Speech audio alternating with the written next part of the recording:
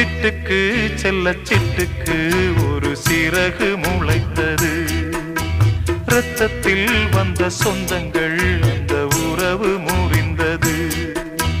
தந்தையும் இல்லை அன்னையும் இல்லை, கனவா வெறும் நினைவா, நெஞ்சிலே வரும் பந்தமே தொடர் கதையா சிறு கதையா.